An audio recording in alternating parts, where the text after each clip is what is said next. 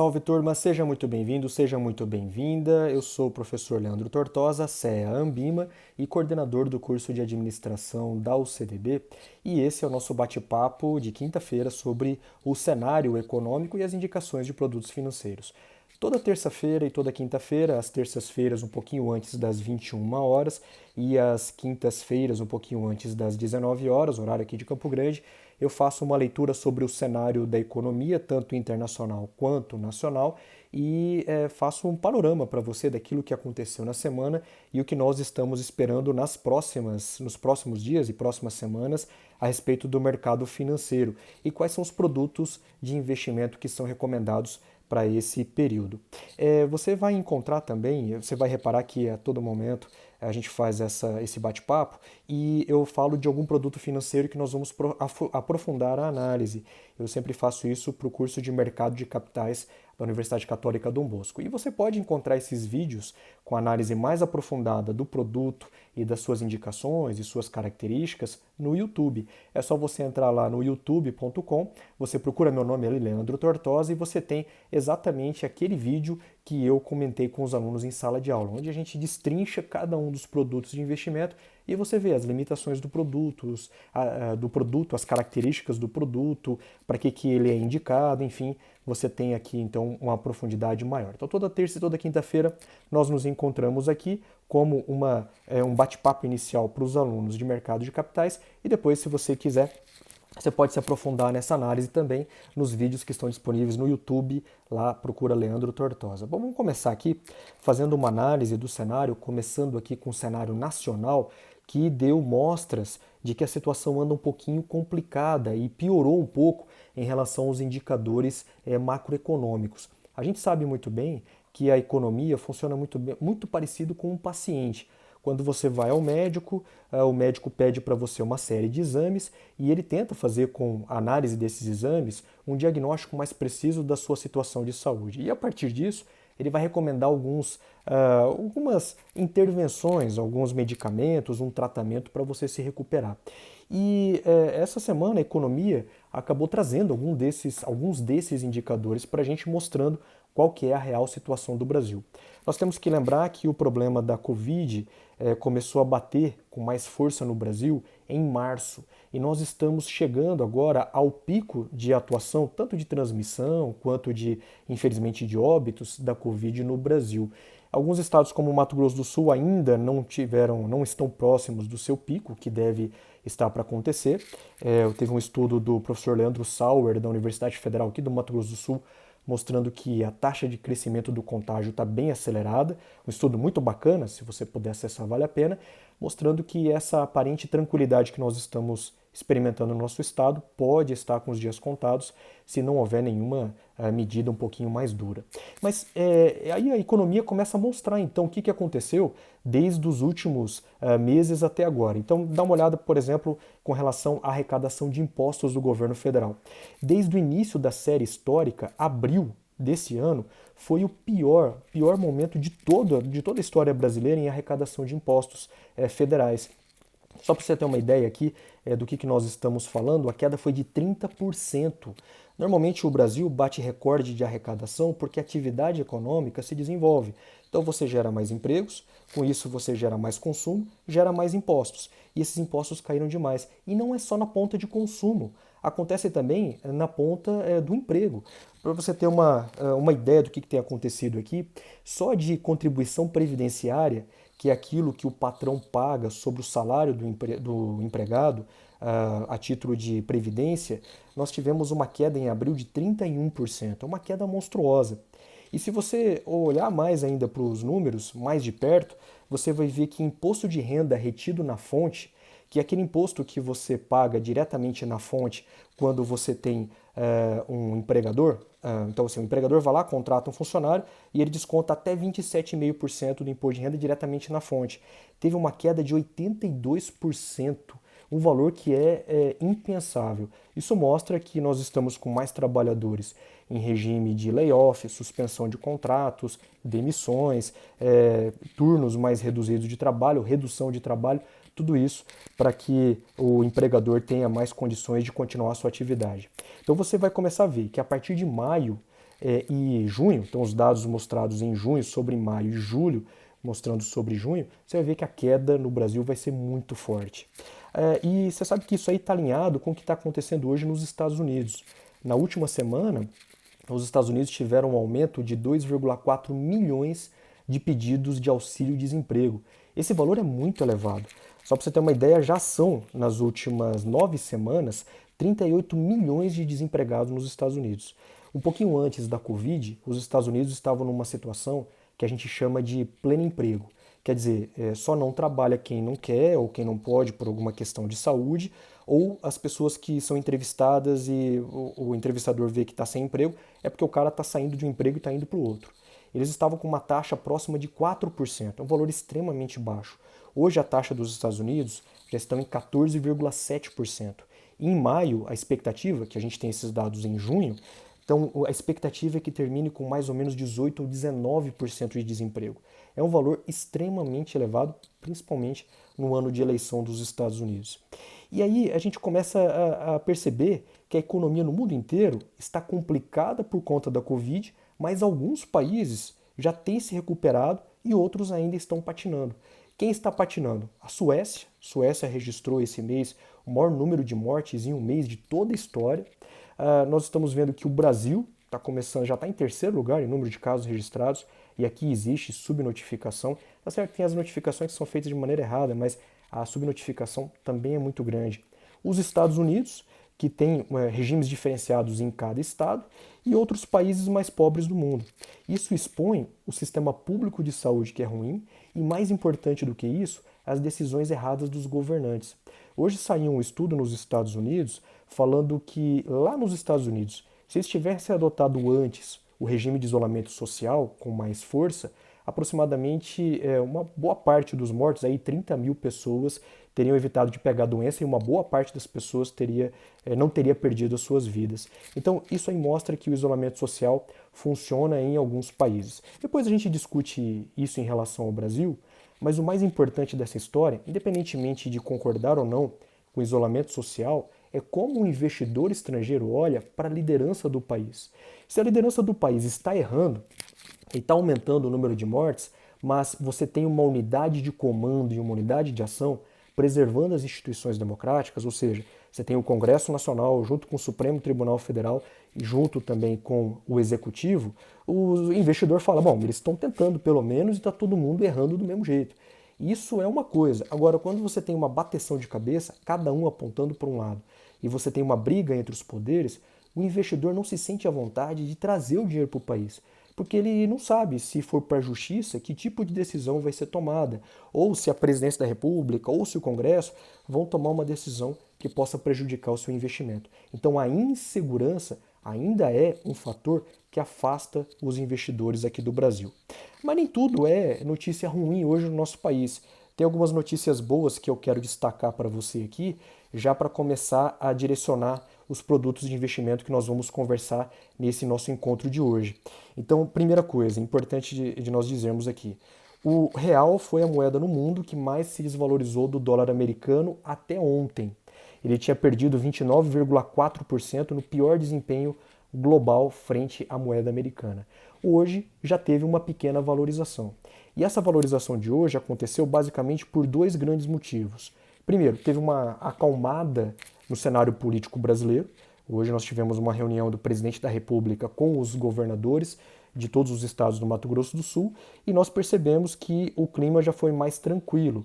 Então quer dizer que as negociações que aconteceram nos bastidores, principalmente com os generais, e a atuação do Paulo Guedes junto ao Dória, que é o governador de São Paulo, acalmaram as coisas e nós conseguimos algumas conquistas importantes. Por exemplo, que os governadores não vão aumentar os salários do funcionalismo público esse ano e vão tentar não aumentar o ano que vem também, segurando um pouco os gastos públicos. Isso é uma vitória do governo. E outras características importantes, mas resumindo que a gente tem uma certa pacificação. Outra questão interessante é que o Banco Central hoje atuou mais fortemente e deu mostras de que pode queimar reserva internacional. Hoje o Brasil tem mais de 300 bilhões de dólares em reservas internacionais para tentar segurar a moeda estrangeira. E está fazendo isso para tentar dar um pouco de tranquilidade ao investidor. Isso já derrubou a cotação do dólar pelo segundo dia consecutivo e hoje nós estamos aqui, até a última hora que eu olhei, estava R$ 5,5537 o dólar comercial. Então saiu lá dos 5,80, baixou para 5,55 e tem uma chance de cair um pouquinho mais. E o ministro Tarcísio de Freitas, falando sobre o programa de concessões de infraestrutura no Brasil, também deu uma animada no mercado. O mercado não percebeu a fala dele, que foi feita na internet junto com o BNDES. Mas eu prestei bastante atenção e tem coisa boa que eu vou falar para os investidores aqui no Brasil. Você deve se lembrar, você que é meu aluno de mais tempo, do BNDES Participações. O BNDES Par, que é um grupo de debêntures oferecidos pelo banco BNDES, né, de participações, ele geralmente investe em debêntures, que são formas de captação de recursos para você melhorar o caixa das empresas ou aumentar o investimento das empresas.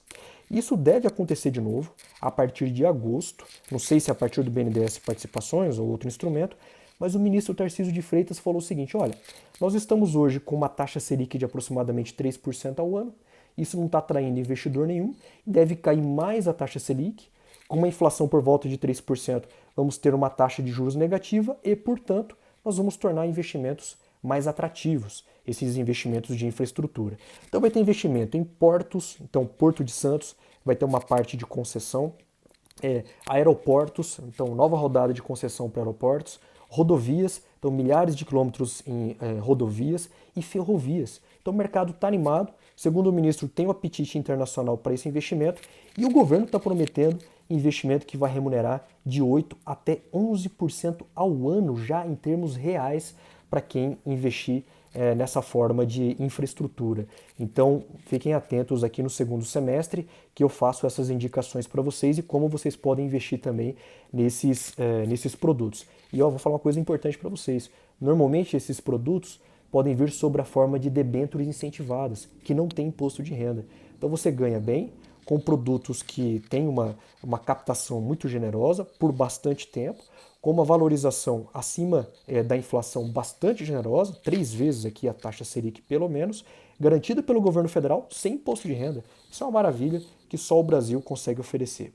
Agora tem uma última notícia aqui que não é tão bacana, que vem de um banco que é reconhecido internacionalmente, que é o Credit Suisse, um banco suíço, que ele disse uma coisa que deixa a gente um pouco incomodado, mas que ele está falando do ponto de vista dos investidores de fora. Ele falou assim, olha, o real, no curto prazo, deve operar em R$ 6,20. Essa é a opinião do Credit Suisse, falou isso ontem. E ele disse ainda o seguinte, o real é uma moeda tóxica, é a mais tóxica do mundo. Ele falou assim, nós preferimos investir no rublo russo, no won da Coreia do Sul e na rúpia da Indonésia e não queremos nem saber do real brasileiro, do rand sul-africano e do peso mexicano. Então é uma coisa terrível perceber que a nossa moeda está assim. E vou finalizar esse bate-papo mostrando algumas indicações de produtos de investimento para vocês, não sem antes mandar aqui um abraço para a Laísa Wakuta, um abraço aqui, Laísa, que está assistindo a gente de Cidrolândia diretamente, aqui outros colegas que entraram aqui, que eu já perdi aqui, olha aqui meu aluno Etienne, aqui também um abraço para você, a Ramona, aqui, deixa eu ver quem mais está aqui, a Lenícia Pedro, um abraço para você, Camila, que é matando a saudade das aulas do Tereré com Tortosa, que nas próximas a gente vai tomar um tereré ao vivo com vocês aqui nesse bate-papo. Mas eu quero indicar alguns produtos para vocês que nós vamos tratar com mais detalhes hoje na aula de mercado de capitais e se você quiser conhecer um pouquinho mais sobre esses produtos, estão convidadas a entrar no YouTube, procura lá Leandro Tortosa. Tá meio bagunçada a conta ali, tem uma porção de vídeos ainda, mas eu vou separar direitinho em algumas listas. Mas você procura lá Mercado de Capitais e você vai ver os produtos que nós trabalhamos em cada encontro. Ou ainda, se você quiser saber sobre gestão financeira e orçamentária, tem lá também os trabalhos que nós fazemos em sala de aula. Mas eu quero indicar um produto de investimento que é muito bom e que normalmente você não encontra na prateleira de banco. Você encontra normalmente em corretora e distribuidora de títulos e valores imobiliários e você compra diretamente na Bovespa, que são os ETFs. ETF significa Exchange Traded Fund. Em outras palavras, é um fundo de ações que é negociado na própria Bovespa. São fundos passivos que copiam um benchmark, copiam um indexador, copiam um grupo de indicadores e tentam reproduzir isso para o investidor. E o interessante do ETF é que ele funciona de maneira muito parecida a um fundo de investimento bancário, mas tem mais vantagens para o cliente, principalmente para o pequeno investidor, e pequeno investidor é quem tem abaixo de R$ 1 milhão para investir, porque banco tem produto bom para quem tem a partir de R$ 1 milhão. Infelizmente, abaixo disso, os produtos são muito padronizados entre os bancos e são caros, então não vale muito a pena. Mas para quem tem pouco dinheiro para investir aos olhos do mercado, ETFs são uma boa. Você investe pouco, você paga o valor de uma cota que depende do ETF, mas você tem cota de R$ 150, cota de R$ 200, cota de R$ 90. Você investe como se fosse uma ação, você compra uma cota, ele pulveriza o seu dinheiro, mesmo que pouquinho, em diversas ações. Você não conseguiria fazer isso se fosse comprar uma por uma das ações que estão disponíveis no Ibovespa ou em outro indexador, e ele acaba fazendo isso de maneira bem transparente, com uma gestão profissional de um grande fundo ou de um grande gestor, normalmente uma instituição financeira do porte do Itaú, do Banco do Brasil, da Caixa Econômica Federal, e você consegue ter uma liquidez muito elevada. Então, ETF, Exchange Traded Fund, é uma forma de você investir barato em fundo de investimento, pulverizar o seu capital e pagando taxa de administração muito baixa. A gente sabe que a taxa de administração é um dos calcanhares de Aquiles dos fundos de investimento, porque são cobrados sobre o patrimônio do investidor. Ganhou ou não ganhou dinheiro, ele cobra uma taxa de administração. É diferente do que acontece com o imposto de renda, que cobra sobre o que você ganha, sobre o seu lucro. Então anota aí 4 códigos que eu vou passar para você, que são 4 ETFs que eu indico para os meus alunos nesse momento, com uma visão de longo prazo, e eu explico para você o motivo de eu indicar cada um deles. Primeiro, o que eu indico aqui é o Divo 11, DIVO 11, Divo 11. O Divo 11 tem a gestão do Itaú, a gestão profissional do Itaú. Ele trabalha com os melhores dividendos, as ações que pagam os melhores dividendos no Brasil, por isso que se chama Divo, então é Dividendo 11, Divo 11, e tem uma taxa de administração bem baixinha, 0,5% ao ano. Para você investir num banco, num fundo que pague dividendos, se você investir aí R$ 1.000, R$ 2.000, você vai pagar uma taxa aí por volta de 1,5%, 2% ao ano. Só essa taxa de administração já é uma diferença muito boa. PIBB11, que para mim é o maior e é o melhor fundo de investimento ETF que tem na Bolsa de Valores. PIBB11. P de plano, I de igreja, B de Brasil 11. Ele também tem a gestão do Itaú e ele investe no IBRX 50, que são as 50 ações mais negociadas da Bolsa de Valores de São Paulo. E a taxa de administração deles, só para você ter uma ideia, é de 0,059% ao ano.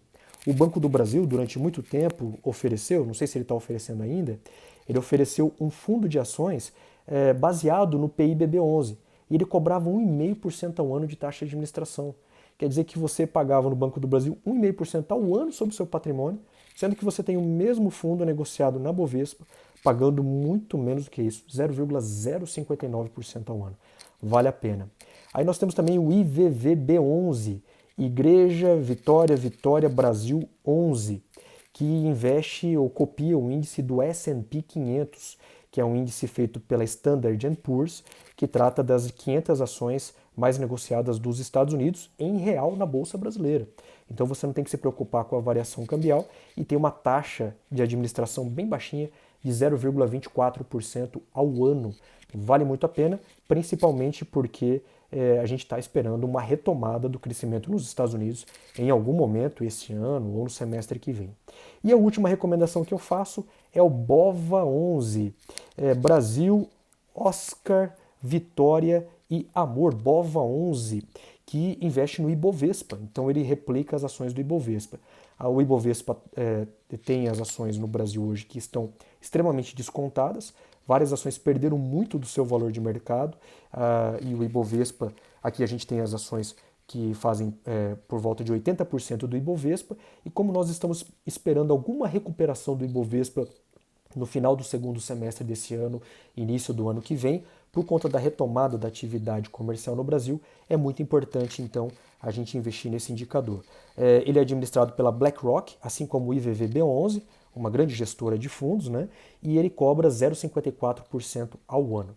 Todas essas indicações são indicações para um prazo mais longo. Você vai ter altas e baixas durante esse ano, você pode perder dinheiro, mas o importante é você olhar para o longo prazo. Quem investe por longo prazo nessas empresas está apostando na retomada do crescimento do Brasil e entre altas e baixas, se você se mantiver firme, você vai recuperar o investimento no longo prazo.